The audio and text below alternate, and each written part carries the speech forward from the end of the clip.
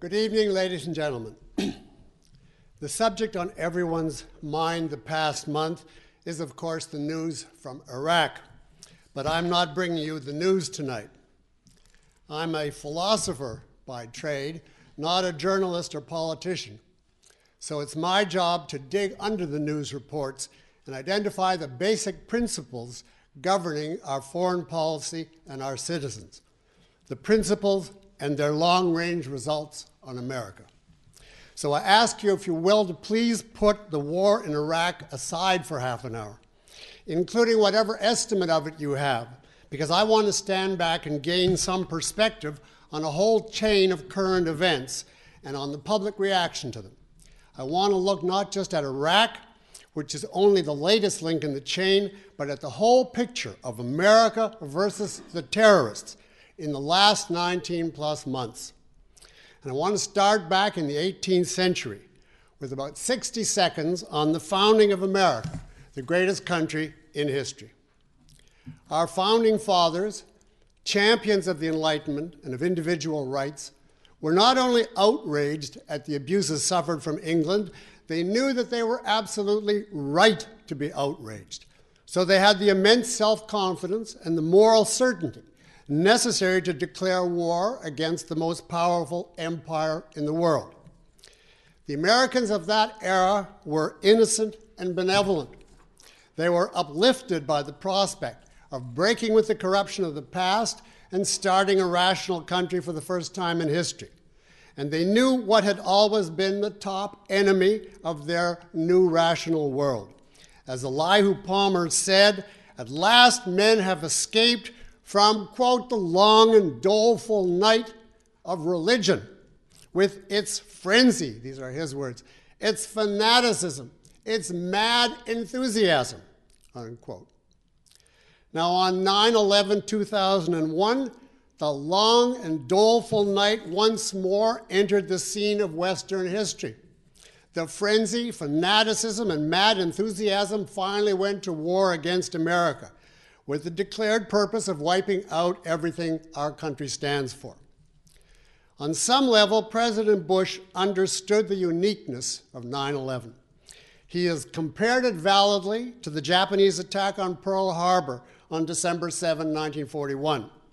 But 9/11, he has suggested, is worse, and even in purely quantitative terms, he is right about that.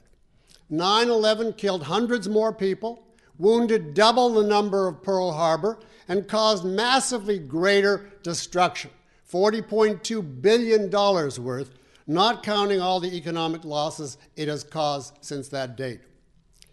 There is no powerful British Empire now for the US to fear. There is no military capability anywhere that would dare to challenge the world's only superpower, who everyone knows can squelch any nation or coalition we choose to target.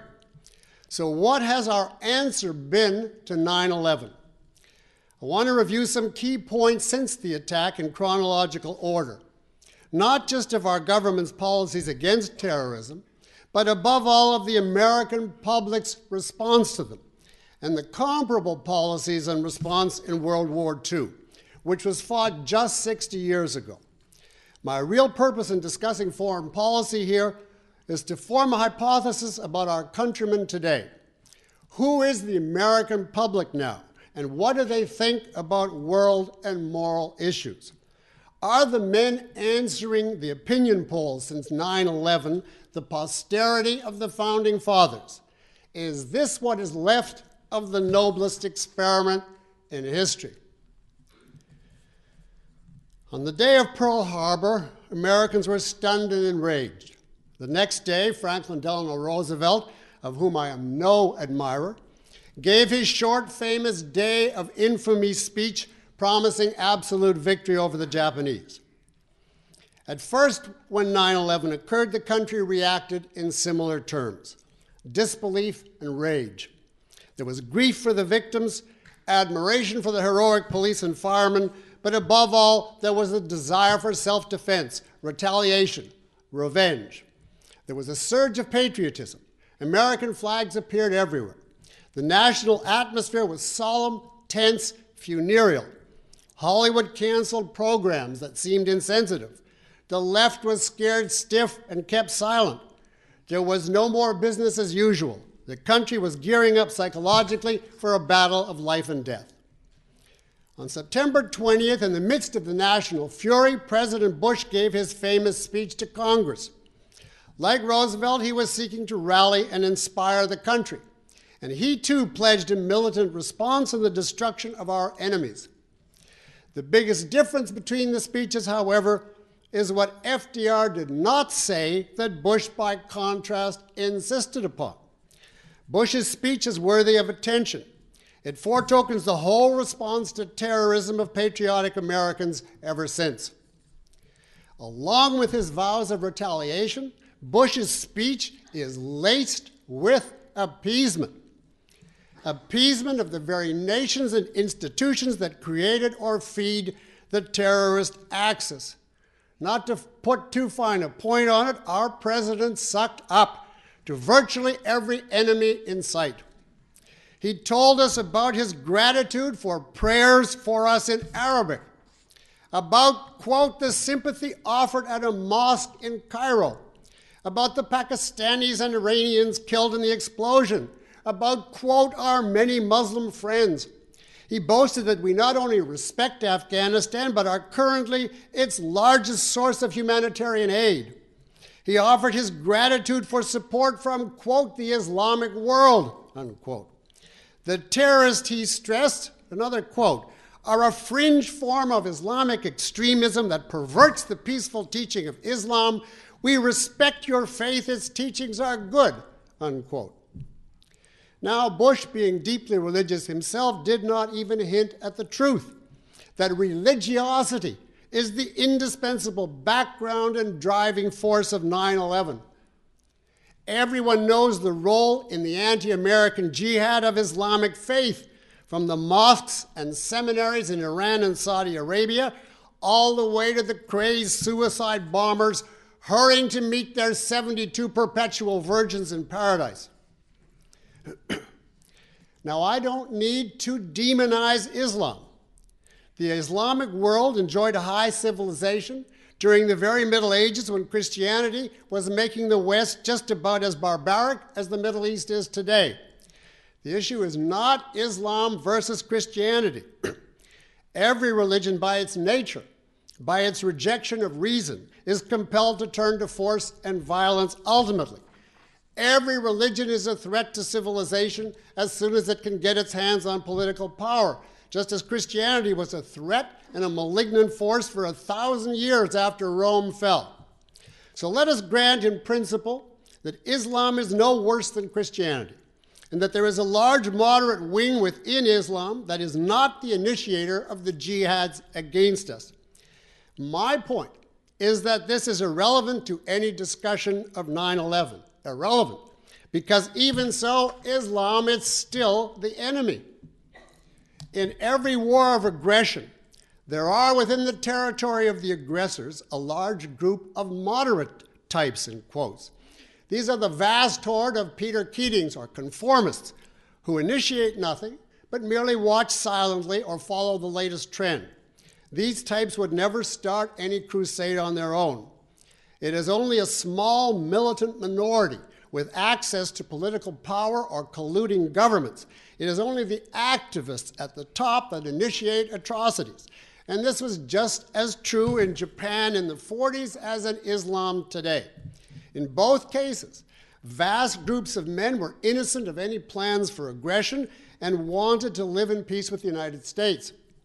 But once the activist leadership has acted, the moderates no longer count in history.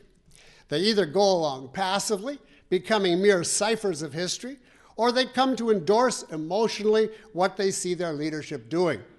This kind of capitulation is what happened to the people of Japan, and this is what is happening now in the Arab street, where, well before the war in Iraq, ever since 9/11, we have seen massive Muslim hatred of America, even among crowds who are not Islamic fundamentalists. Now, if there were a vocal Islamic movement attacking the jihad and championing America's self-defense, that would make a big difference here. But to my knowledge, there is no such movement, neither here nor abroad. In a speech declaring war against a vicious enemy who has attacked you, it is a moral crime to distinguish between the active instigators and their passive legions. What you must denounce in such a speech, if you are a proper patriotic leader, is the essence of the threat. Philosophically, on the deepest level, what Bush should have said was some equivalent of the prayer which Maureen Dowd, herself, by the way, a religious woman, saw scrawled on a wall in Washington soon after 9/11. Dear God, save us from the people who believe in you.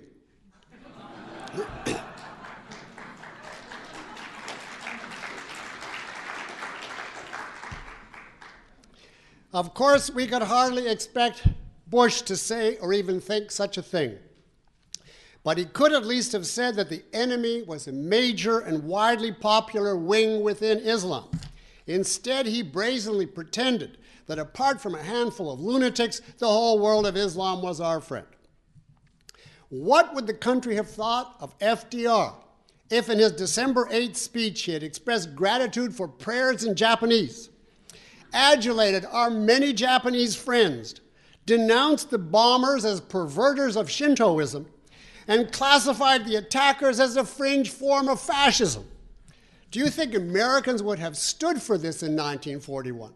Or would they have cried out in protest because of the shame to them of displaying such national weakness and cowardice? But what was our country's response to Bush's speech?